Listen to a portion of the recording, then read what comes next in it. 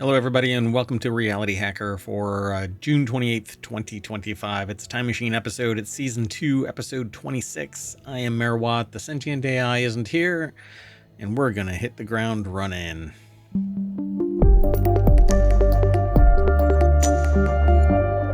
Okay, so we're going to talk about AI and human speech, brains over bots for now.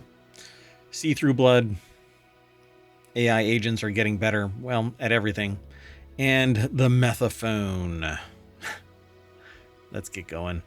This is the front page of ohmTown as of the 28th, but this is the Reality Hacker front page.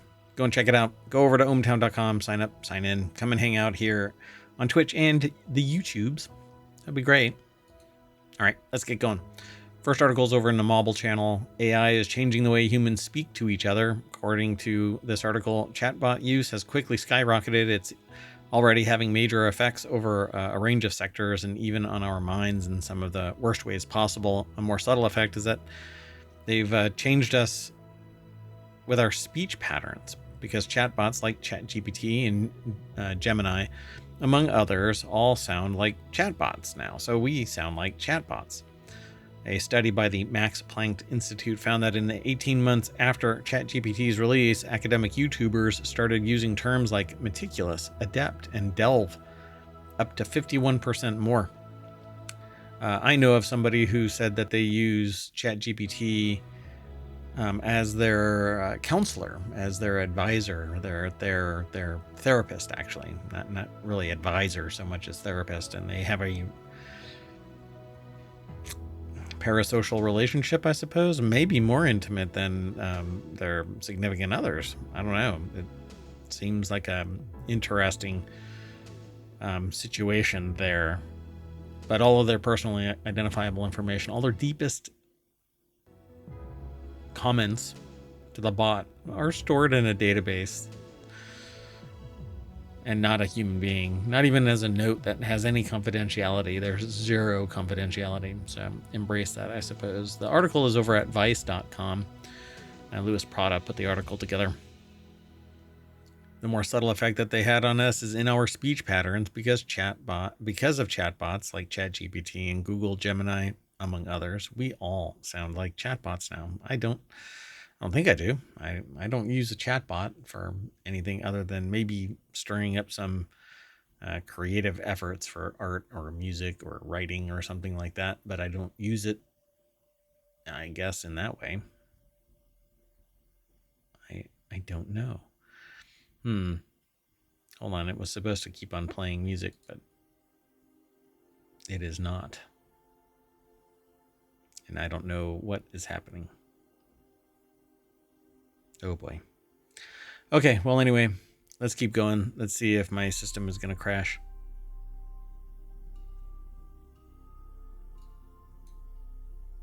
Yeah, because according to this, it's hung up. VLC is playing. All right, well, anyway, AI erases that. It strips away the mess that makes us human. As imperfect creatures, we might have the perfect thing to say in a situation, but not the perfect way to say it. That imperfection is what makes us relatable to other people. AI erases that. It creates responses in day-to-day chats that are so pitch perfect, with every comma in its place and no fat left to trim, that it's become suspicious. This is an article over at Vice, but it says this applies to smaller implementations of AI like autocorrect, spell check, smart replies. As pointed out by Sarah Parker of The Verge, studies from Cornell show that smart replies improve communication between people until one of the parties in the chat realizes that their chat partner might be using AI. So yeah, we are changing our verbiage.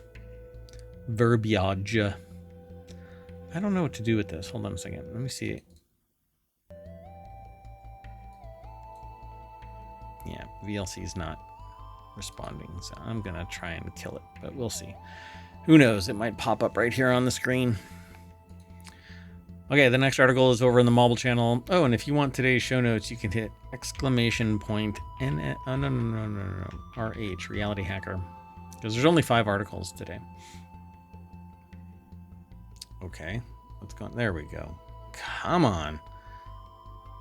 There might be a memory leak taking place, but we'll see. Oh boy. I'm afraid of what's going to happen. Well, anyway, I might as well get into this. Brains over bots, why toddlers still beat AI at learning language. Even the smartest machines can't match young minds in language learning. Researchers share new findings on how children stay ahead of AI and why it matters. The article is over at phys.org. Gabby Clark. Oh, no, sorry. It's by the Max Planck Society, but it's edited by Gabby Clark and reviewed by Robert Egan. So they say here, if a human learned a language at the same rate as ChatGPT, it would take them 92,000 years. I think this is absurd. At the current processes of LLMs, of AIs, sure, maybe 92,000. I don't know. I'm not quite sure why or how they are coming to this conclusion. It says, while machines can crunch massive data sets at lightning speed when it comes to acquiring natural language, children leave artificial intelligence in the dust. A newly published framework in Trends in Cognitive Sciences by Professor Carolyn Rowland of the Max Planck Institute for Psycholinguistics, in collaboration with colleagues at the ESRC Lucid Center in the UK, they present a novel framework to explain how children achieve this remarkable feat. I think a lot of context is in. We multitask in it. Well, we don't really multitask. We observe and integrate a massive amount of data in a way that I don't think humans really understand our own processes. But that way, anyway, they say, despite the rapid growth in data collection methods, theoretical models explaining how this information translates into fluent language have lagged behind. The new framework addresses this gap, synthesizing wide-ranging evidence from computational science, linguistics, neuroscience, and psych. The research team proposes that the key to understanding how children learn language so much faster lies not in how much information they receive, but how they learn it. So, yeah, they learn it in a multitude of ways. There's this physical, and they see it. All of the senses here, the multimodal input. So there's an image here that I'll just show. Let's see if I can show this whole image. No, I guess not. Children use all of their senses, hearing, singing, smelling, listening, touching, to make sense of the world and build their language.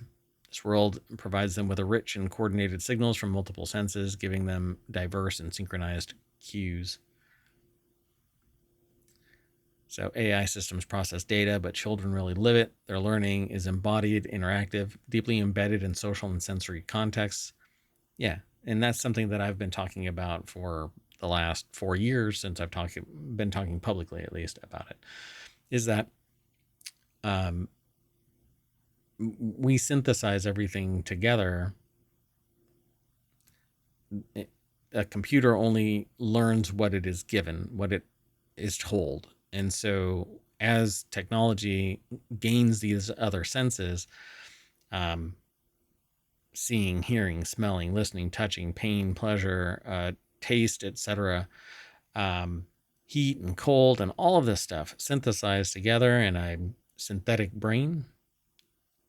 Yeah, you can imagine just where this thing is going to end up, replacing humans. Let's keep going. The next article is over in Wanted. This experimental tech allows surgeons to see through blood. It says Ocutrix Technologies hemolucence can digitally visualize areas of the body covered up by up to a quarter inch of human blood, which is a weird flex. But anyway, Ed Cara put this article together. I guess it has the ability to see through using some type of different light, I suppose. So Ed Cara over at Gizmodo.com put this article together. They have a picture of this where they've got essentially a metric like board, and they've got a blood drop on one part of it and another blood drop on another, and the hemolucence device can actually see right through the blood drop that they've presented. So on Tuesday, Ocutrix Technologies revealed the innovative tool named Hemolucence. It reportedly uses AI-powered physics to digitally visualize blood as though it were translucent, which should give surgeons a clear view of the tissue beneath while operating. The technology is part of a surgical microscope system that the company plans to test in clinical trials in as early as this year.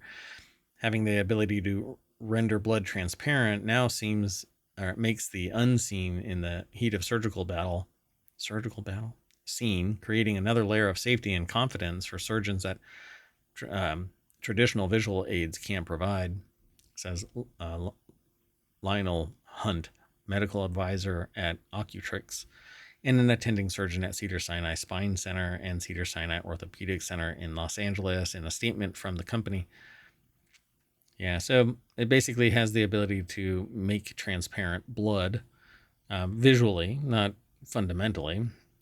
So no matter the discipline or the scale, they say bleeding is a regular part of any surgery and can create several challenges. You just can't see what's going on in there.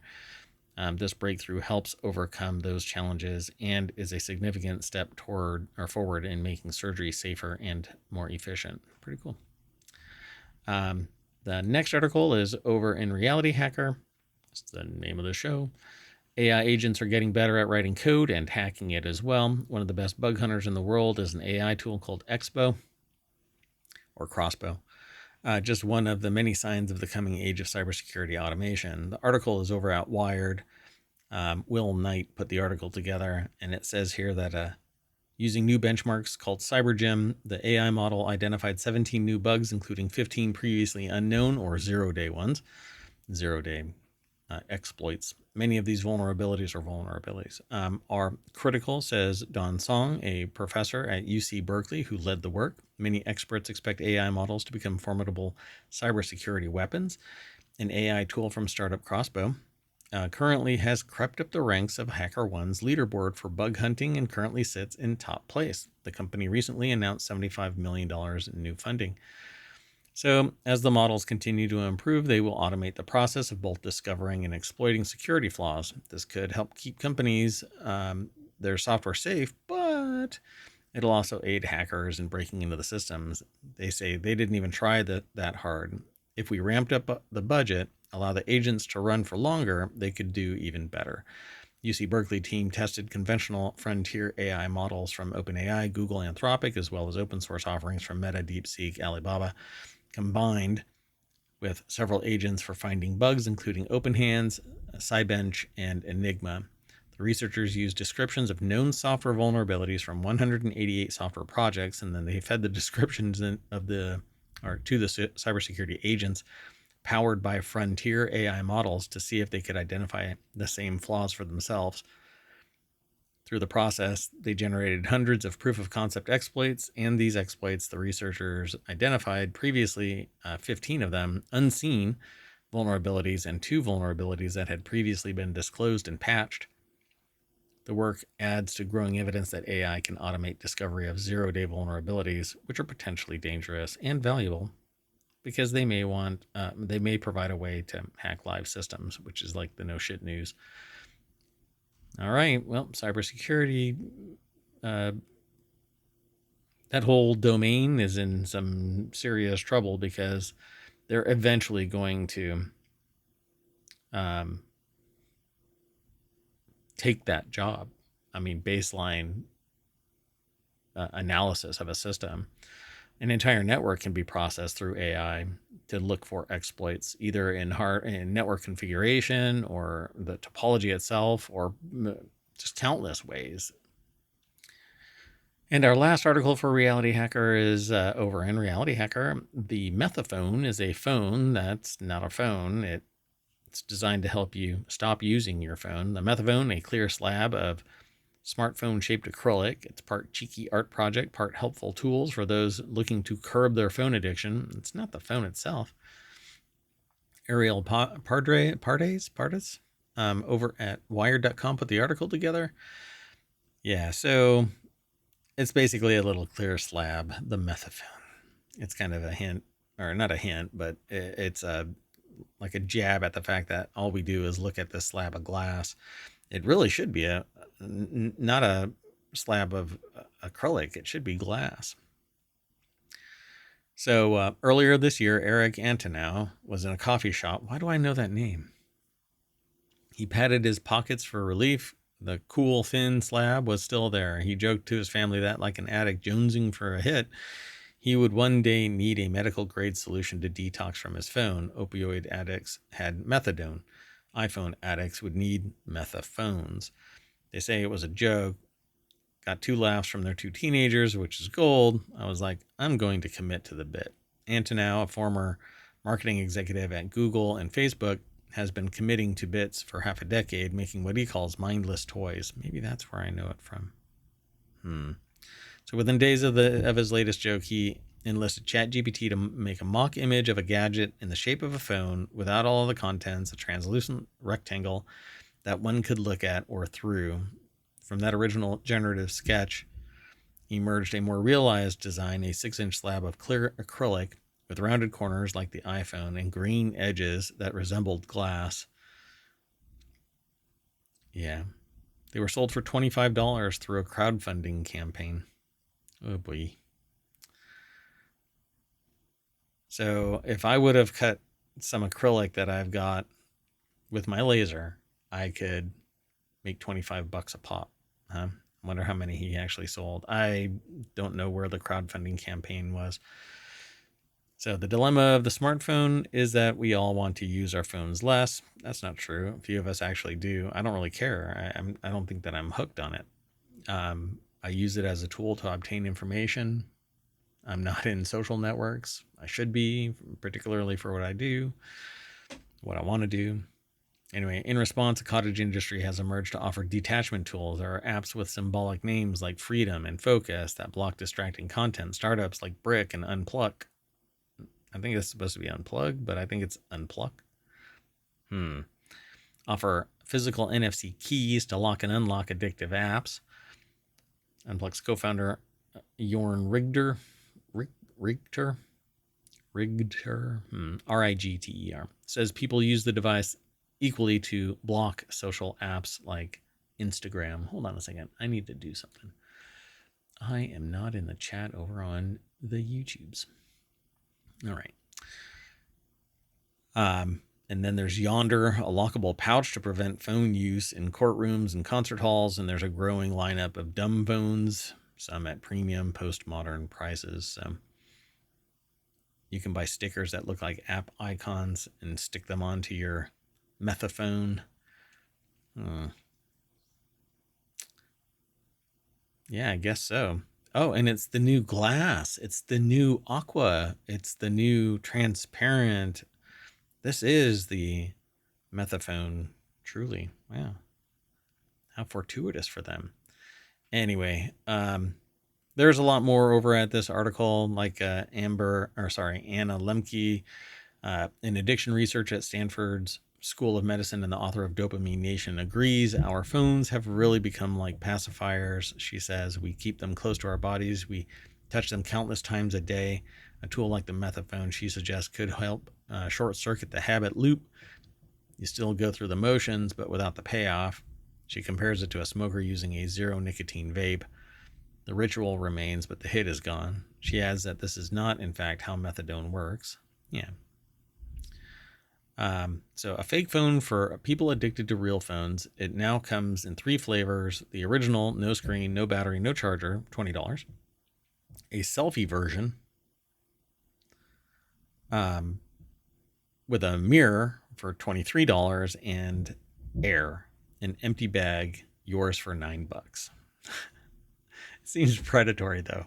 I mean, if you're going to be trying to get addicts to not be addicted to something, selling them something, an empty bag for $9. Well, maybe it's a really nice bag.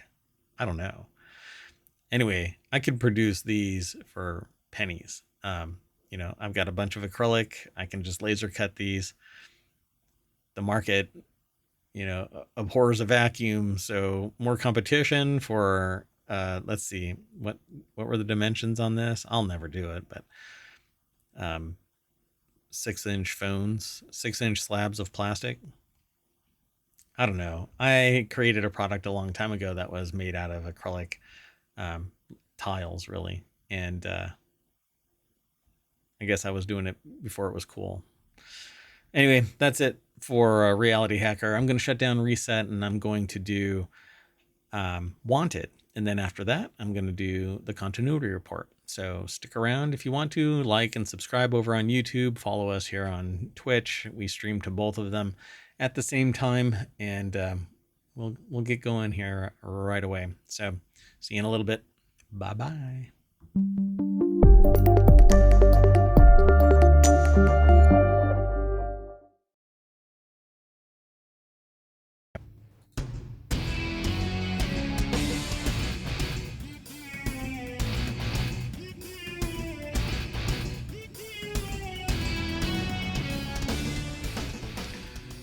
Hello everybody, and welcome to Reality Hacker for June 28th, 2025. It's Season 2, Episode 26. This is a time machine episode. I am MayorWatt. I run ohmTown.com, and we're going to talk about AI and human speech. Wait, no, wait. Strike that. We're gonna talk about hyper customizable keyboard, Land Cruiser work truck, new Lego brick sets, a mobile controller, and an analog smartwatch, whatever that means. Everything's powered by ohmTown. Go over and sign up, sign in, come and hang out and chat. Go over to YouTube and follow us and ring the bell, like and subscribe, leave a comment, tell a friend. Everything is powered by...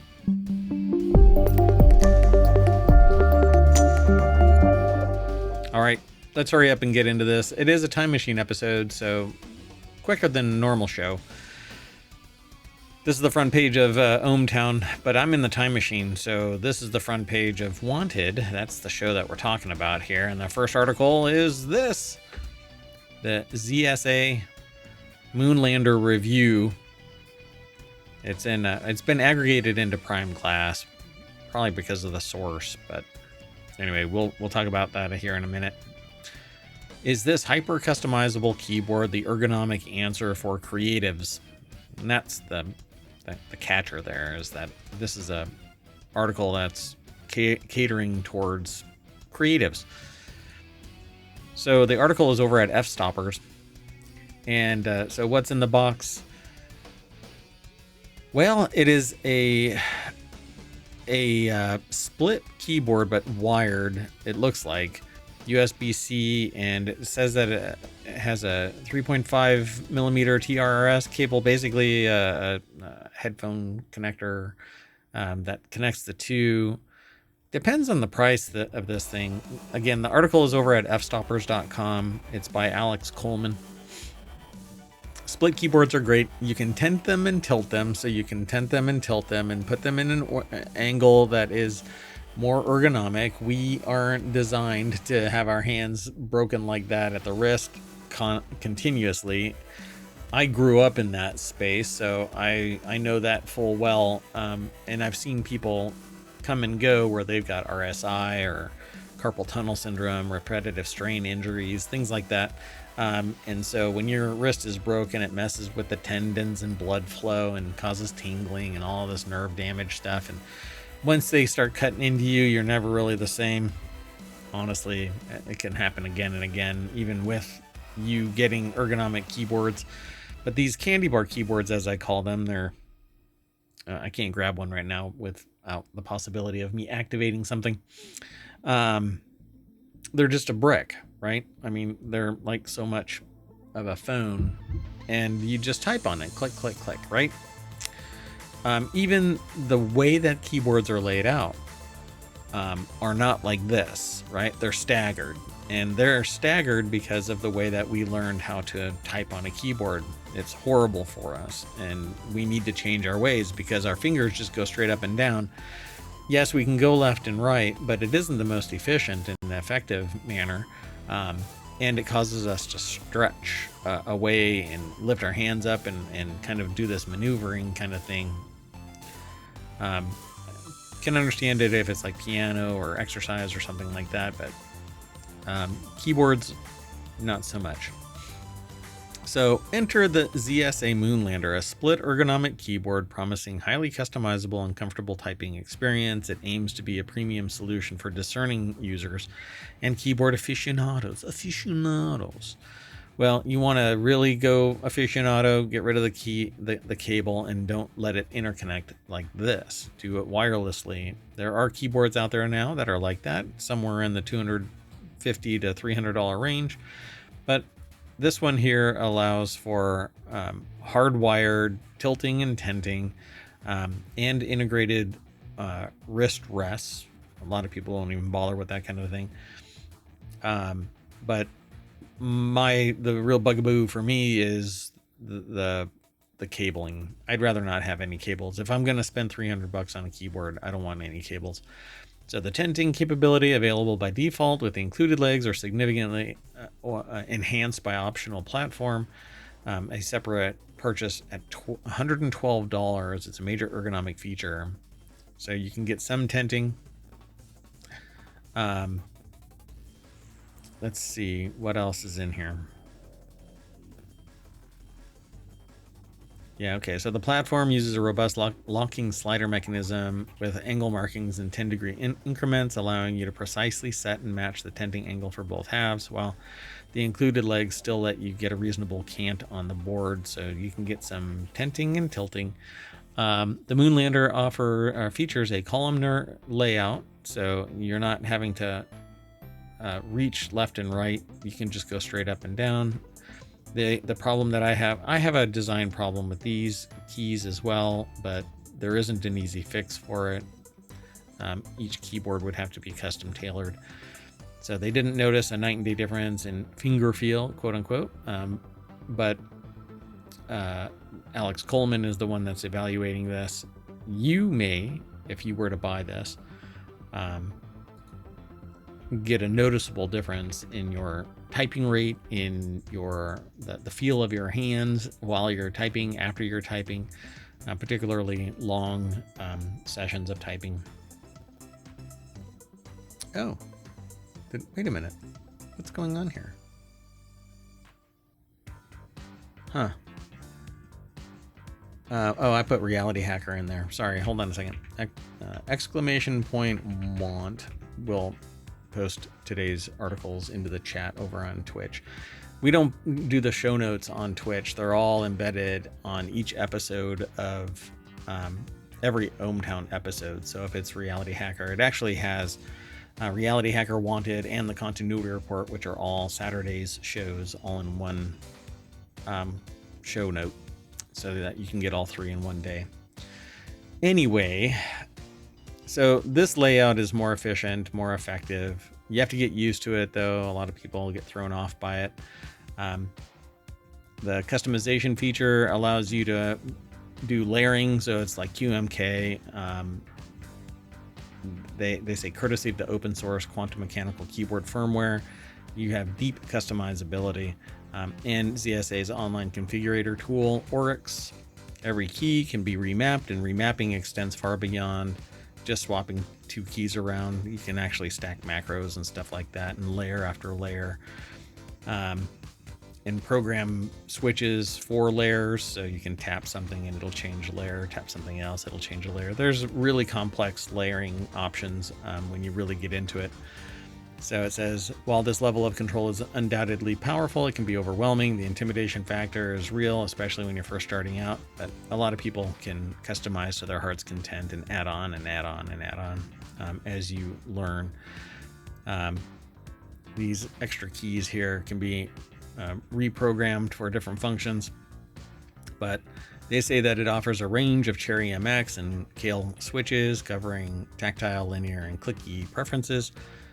Swapping switches after purchase is straightforward using an included puller. So you just yeet these little keycaps off, grab the switch, pull it out, put another switch in, whichever ones you want, as long as they're compatible. The thumb cluster uses non-standard 1.5U and 2U, so not the same width of keys, so it's 2 wide or 1.5 wide. So you have to find those aftermarket specific for that. But they're saying that the Moonlander is undeniably a premium product. It's $365 for the keyboard itself and an additional $112 for the platform tenting accessory. I didn't see if this was plastic or metal. So what they liked: exceptionally customizable layout, layers, macros via QMK, excellent ergonomic potential with split design and adjustable tenting, comfortable, solid build. It says of the platform accessory, but I don't know if it says anything about if it's plastic or metal. It looks plastic to me. But I won't pay $300 for a plastic keyboard, not in this day and age. But anyway, I want a split keyboard. There are several out there that are true wireless and metal.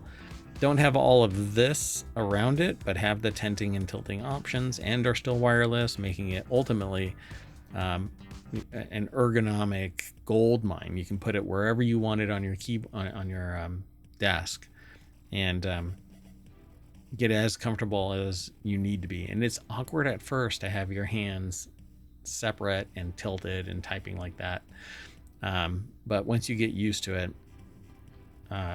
it'll help you. It'll make your arms, hands, wrists healthier.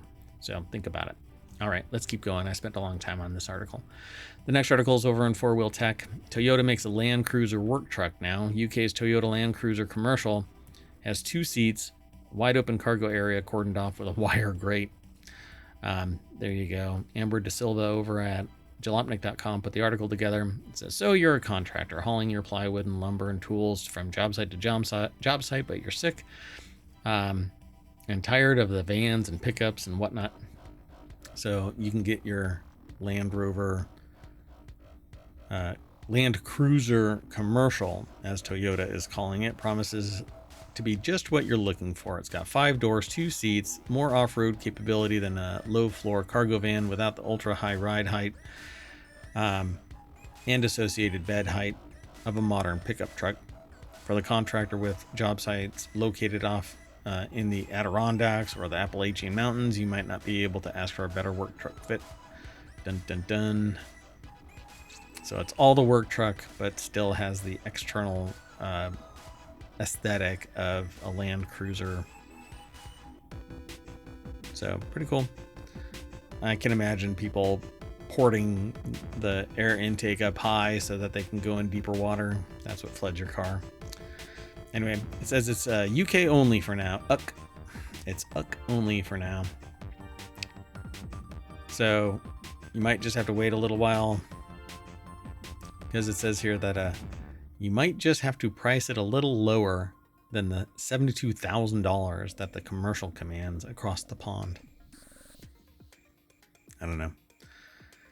I won't be using this, but anyway, the new commercial only comes in 5-door variant, one that shares the standard Cruiser's 2.8 liter turbo diesel engine, 8-speed transmission, and all-wheel drive.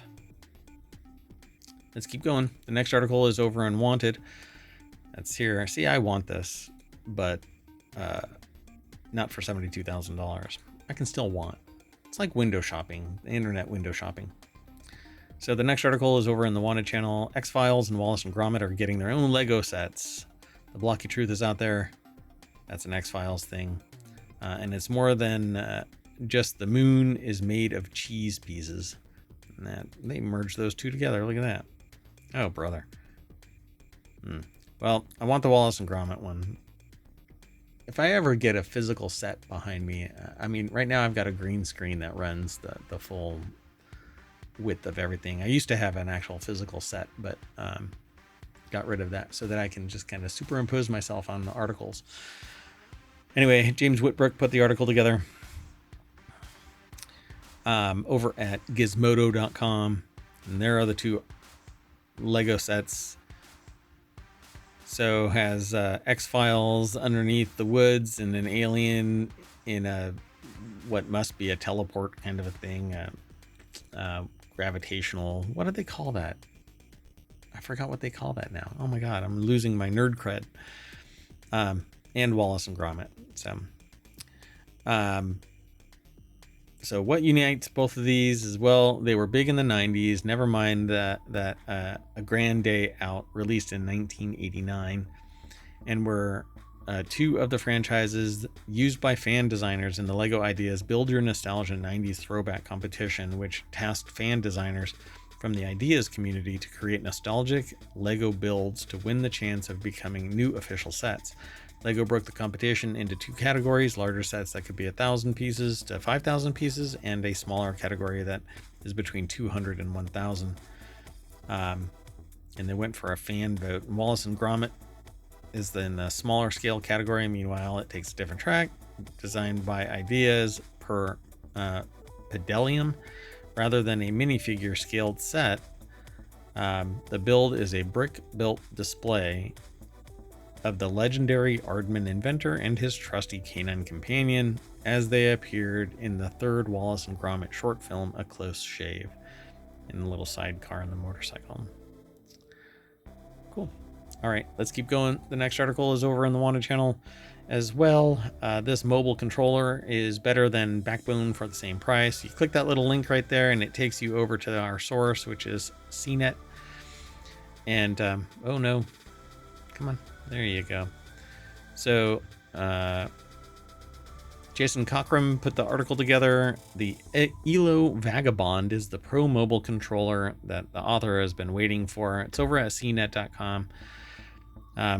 Looks like it has a little USB-C connector that allows you to plug it into a device that has its plug in that particular area. I don't know if all of them do have it so that you have to put it in landscape mode regardless. So ELO is a new gaming hardware manufacturer founded by a former esports player and set out to create a pro level mobile controller accessible to everyone. The Vagabond is the result of nearly 2 years of work and has easily swept in to put Backbone on notice. So what's so good about the ELO Vagabond? It says there's no getting around it. This is just one of the best mobile controllers that they've ever laid their hands on. ELO nailed just about everything about the design of the Vagabond. One of the biggest issues with most mobile controllers is the mushy buttons that feel like they take forever to press and or register in the game. There's no such problem. It's clicky, tactile. They never let them down or frustrated them. And they say that the only part was the D-pad, which, my God, it's basically 50% of the controller. Those buttons and the D-pad are all of it. So the joysticks and triggers are both Hall effect, which is actually starting to go away. If I recall correctly, there's a new design. I can't remember what it's called right now, but there's another one that's coming in to take over Hall effect, which should make them last longer compared to other controllers, and where you get stick drift, because basically it keeps the way that you use your controller, it infuses it with stress. You keep activating the spring, or you keep pushing on the tensioner, whatever it might be. Eventually it just fails to reset itself, and so you get stick drift. There are also 2 programmable buttons on the back situated perfectly in the curve of the grip. USB connection is flexible. They say thank you. So you won't harm your phone or controller when it's plugging in. Yeah. So there you go. It says, what could be better about the ELO? Oh, it comes in at $99 over on Amazon. It says for everything you get with the Vagabond, that's a win. Yeah, I like controllers like this. I would prefer it just being Bluetooth, but Bluetooth means latency, and if you're a competitive gamer, you're probably not using a damn iPhone or phone at all. But anyway, there are really high-end phones, I guess, that you can play. But you're not going to use this on something like the Ally or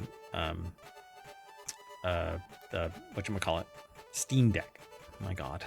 Anyway, our last article for the Wanted channel, or Wanted stream, is over at the mobile channel. Dig a smartwatch that masquerades as an analog watch, and this one says that it's $80 off, but this is a weekly show, so the price probably isn't that. Anyway, the Samsung Galaxy Watch 7, which is currently on a deal and has never been cheaper, according to the article. But again, this is a weekly show, so don't hold me to it. You can check it out on your own. Only the very observant and borderline nosy will be able to clock it as a smartwatch. The Samsung Galaxy Watch 7. Let's see here. They have the Watch 6 listed on here at $229, so that's the Watch Classic. So now about the sale price. There are a lot of websites trumpeting the deal that this deal means it's $210 off. That is in reference to the $430 retail price, which it hasn't sold for since February 2025. But I'm wondering why this... It says the Samsung Galaxy Watch 7. Huh. Anyway, whether it'll be inevitable for the Watch 8 is unknown, so if you enjoy the smartwatch features of Samsung's Galaxy Watch lineup, but not the I love tech look, then I guess the Galaxy Watch 6 Classic is your most modern choice for a Samsung smartwatch. I guess it's just kind of stepped back a little bit. So let's see here. Being $220 is a deal, legitimate deal, but it is an Android watch. I mean, it's powered by, I mean, it's a smartwatch, a Samsung Galaxy Watch 7 or 6. I don't know, cursory glance, and certainly from a few feet away, passersby will just see an analog watch, and a fairly handsome one at that, it says. I don't know, it's handsome as in kind of chill, kind of meh. But anyway, I really like watches, and I love like skeleton watches, analog watches. I don't buy them, but I love the engineering of them and the aesthetic of some of them. I would probably get this watch for somebody if they're not in the Apple ecosystem, where the Apple Watch is a natural pair with the iPhone and the Apple ecosystem. I don't know. I would probably get this. $220 is not bad at all. And there's all kinds of customization that you can do within the Android system, but there's caveats to all of that. Things you got to watch out for. So just be careful what you install and whoever touches your device. I'll just leave that alone. Okay, well, anyway, that's it for Wanted for June 28th, 2025. So I'll see you in a little bit. I'm going to shut down, restart with the continuity report, and we'll see if I can continue on today with other for the Sunday shows. I don't know. We'll see. All right. See you in a little bit. Bye-bye.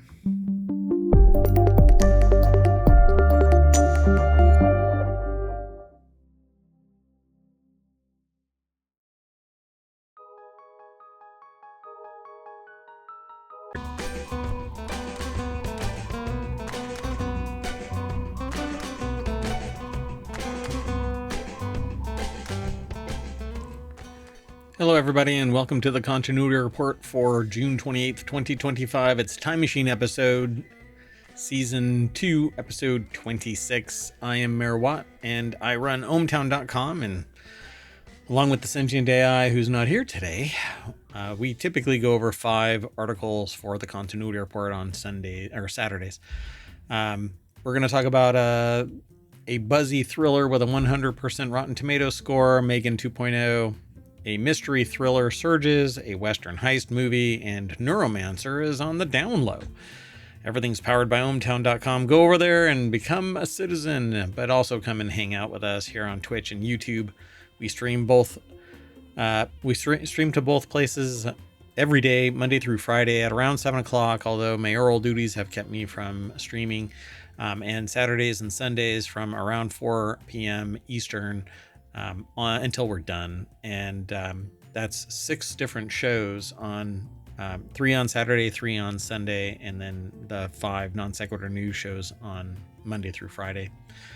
But those are much longer. Those are an hour at least, typically, unless I'm in the time machine. You know what?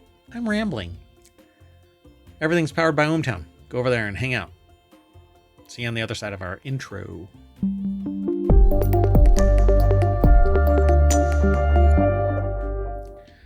All right, everybody. Hello. Let's get into it. This is the front page of ohmTown.com, but this is the front page of the Continuity Report, and this is our first article. It's over in the Continuity Report. All news, no noise is over there. All the noise comes out of this guy. And we're going to talk about a buzzy thriller on that's got a 100% Rotten Tomatoes score. It says gets a release date and a very competitive Oscar award season. It says here it was just an accident. Has received a release date in the middle of a competitive award season. Written and directed by Jafar Panahi,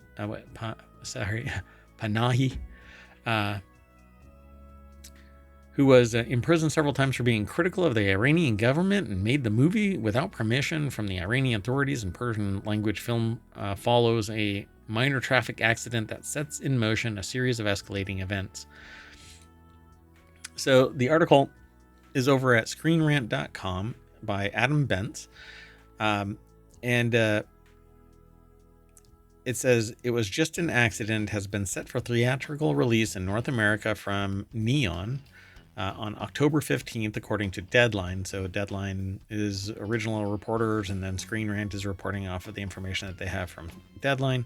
So it's by releasing in the fall, the film is positioning itself for an awards season push. I don't know how many people are going to be really kind of interested in seeing this. I just don't know. I can't speak to it because this is a real life event that's politically charged. It says here has a 100% Rotten Tomato score. I don't know if that still stands because I haven't actually looked at the numbers. In Screen Rant, it was just an accident review. Graham Gutman calls it a revolutionary revenge thriller, as chilling as it is thought-provoking. Jafar Panahi's incendiary revenge thriller is revolutionary and exhilarating as a series of events forces people to ponder the meaning of a violent act. It was just an accident went on to win the Palme d'Or, the highest prize awarded at the Cannes Film Festival, immediately positioning itself for awards season run. Past winners of the award have been heavily involved in the award season, especially Bong Joon-ho's Parasite and Sean Baker's Anora, which both went on to win Best Picture, among other Oscars. So you can go and check out the rest of this article if you are interested in this kind of movie. But yeah, maybe this will actually win an Oscar. We'll see. The next article. Oh, and if you want today's articles, you can hit !TCR, the Continuity Report, and ohmTown will spit the articles out into the chat over on Twitch. On YouTube, you just have to look at the show notes for this episode. They're already in there. And then when I move it over, I'm going back in time and I'm removing the old live videos. I don't know if they're competing or not with the categories because I put everything in various categories, and the live ones don't show up as predominantly as our other videos. For whatever reason, they don't categorize as uploaded videos. It's weird, but anyway. Maybe I've got it wrong, and somebody can share with me their experience in the comments section over on YouTube. Anyway, this article is over in the Continuity Report. Megan 2.0 reviews. It says net worse Rotten Tomatoes score than the original, which is pretty typical. But on Rotten Tomatoes, Megan 2.0 currently holds a 62% rating, and the score is a significant drop off from the original film, which holds a 93% as of this writing. I think it's because the original Megan kind of leaned into its absurdity. I don't know what this one is really doing. I haven't seen it yet. But I have a hard time rating something like Megan 2.0 or Megan because the movie is just kind of an absurd kind of a movie. But I mean, it's a horror flick about a little girl android that kind of goes wonky, but still apparently its command set has enough of a mandate to save the girl that it's bonded to, that kind of a thing. I don't know. So the article is over at comingsoon.net. It was put together by Anthony Nash. And they say the Associated Press's Mark Kennedy said that the film, though inevitable, didn't have to be inevitably too much. Rolling Stone's David Fear echoed that sentiment, calling the film overbaked, underwhelming, and narratively restless. IndieWire's Allison Foreman also said that the character Megan is easily the most likable character in a lineup of algorithmically hateable humans. Not sure how or why, but Megan is literally a robot that goes on a killing spree. It's basically a teen version of oh, doggone it, the other movie just dropped out of my brain. Deus Machina. Yeah, right, or Ex Machina, right? Hold on. Which one is it? I think it's Ex Machina. The one with the android that ends up killing its creator. Yeah, Ex Machina. I thought that one was an interesting movie. It obviously blended into something a little bit, I don't know, Westworld-ish, I guess you could call it. But in this, it's the same kind of a thing. Its creator ends up getting almost killed by the creation in its effort to protect not only the girl that it bonded to, but itself. So it kind of became sentient-ish-esque. I don't know.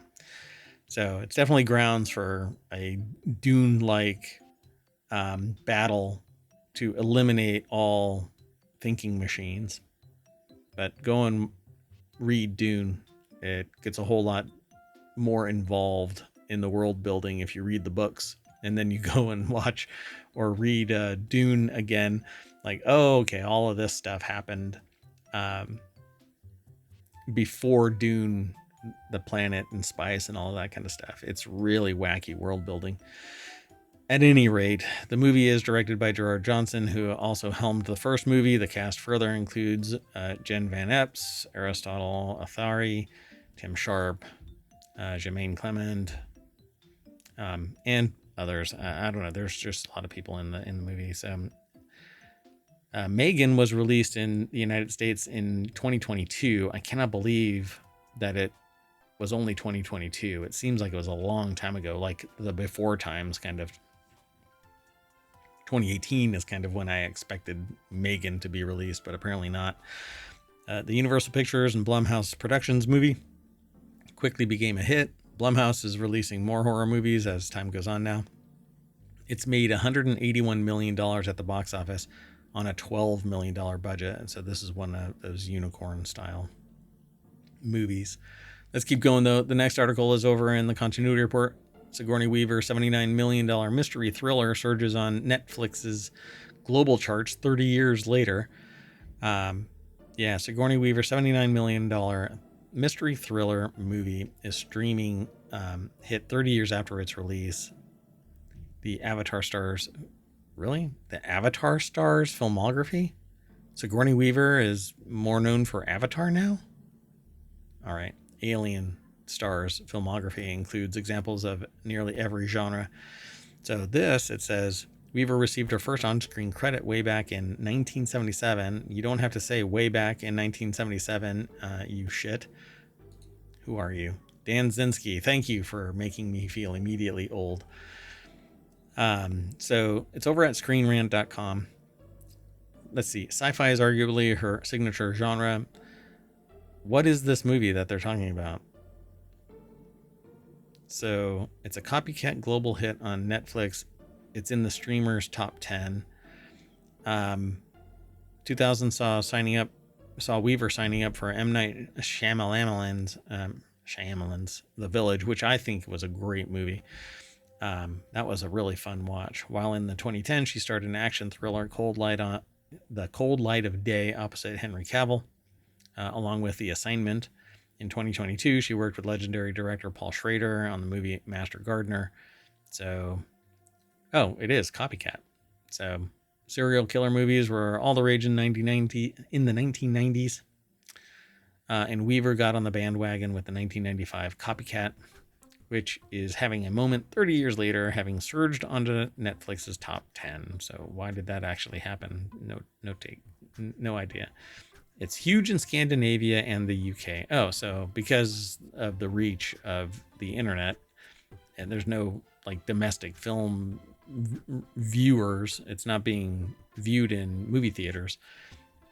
So it's basically coming back because more people are getting access to these movies. So Weaver's 30-year-old serial killer movie is getting Netflix views in America, landing at number 10, but it's even more popular in Europe, hitting number 3 in Denmark, number 5 in Finland, Ireland, number 6 in UK, number 8 in Sweden, number 9 in Norway. So it's running the top 10 basically all over the world, but it's not making a big splash in India, the Middle East, South America, though it's number 10 in Japan.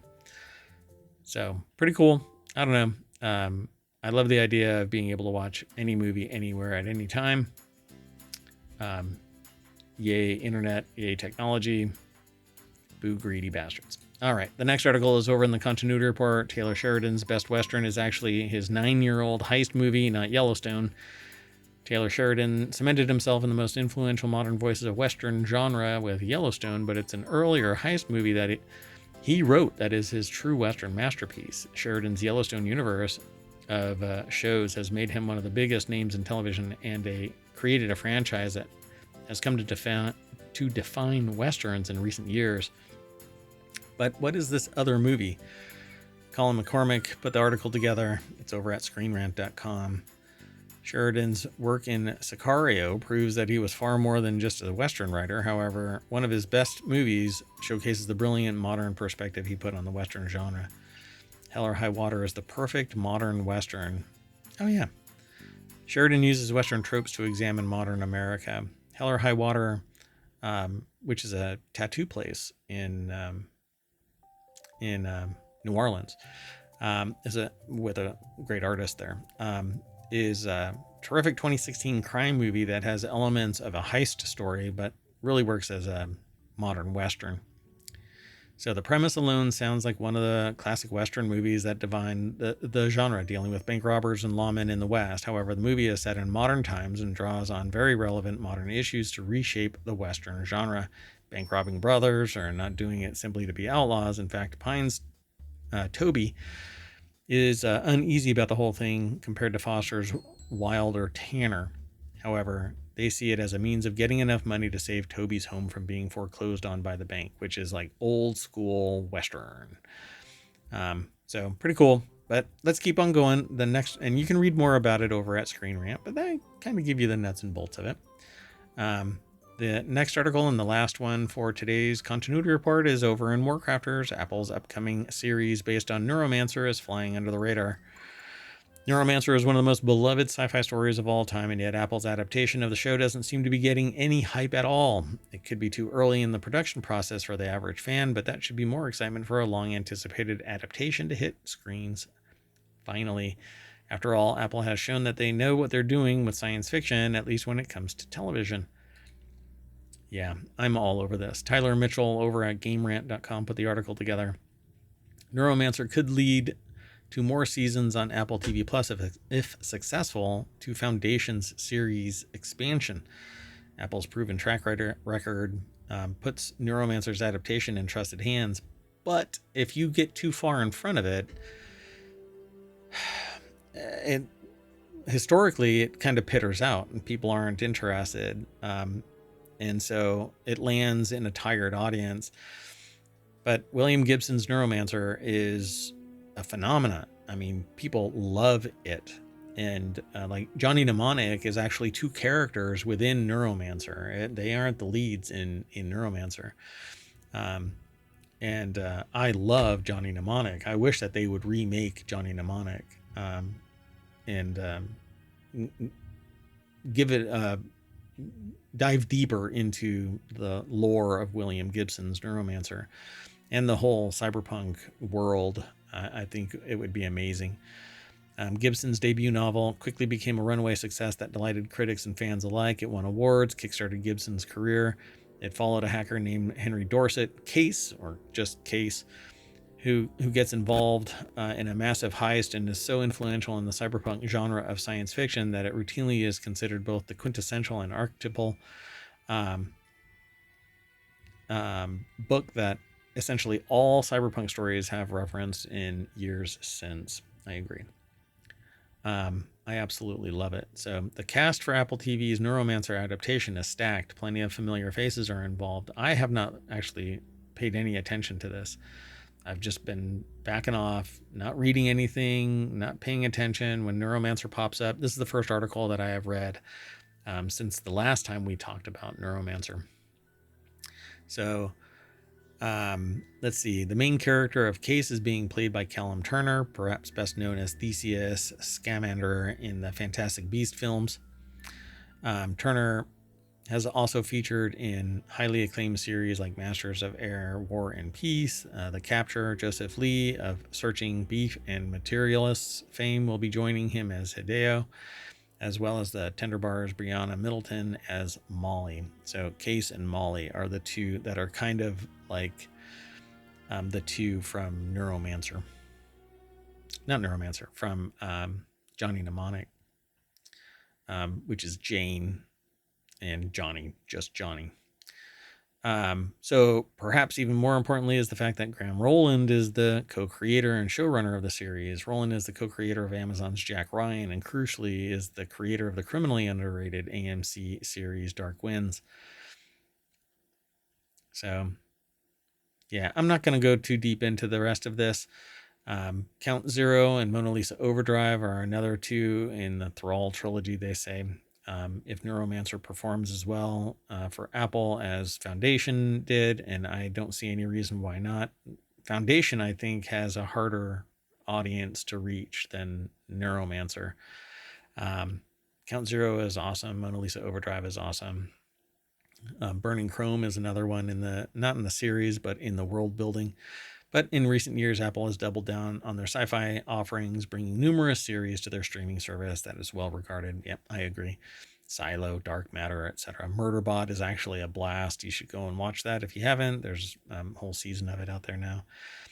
Fans are excited about Neuromancer finally getting the adaptation it has long deserved. Anyway, they have a typo on the thing. So please don't pull the plug, Apple. But I'm like, I would have loved Murderbot and had followed it as it was being created and talked about if I would have known about it. I didn't know about it. But when I get in front of something and I'm really into it for whatever reason, I act like a cooler and it just kind of wets the bed. Anyway, I don't know if I said the name. Tyler Mitchell over at GameRant.com put the article together. And that's it for today's continuity report. We're going to get out of here, and I need to evaluate if I'm going to do WarCrafters, TechnologyToday, and FourWheelTech. But this is one of the shorter shows for the night. I'm trying to play catch up because I wasn't available on the weekends. Oh no, I think I'll be available this weekend. And so all of the shows will be on time.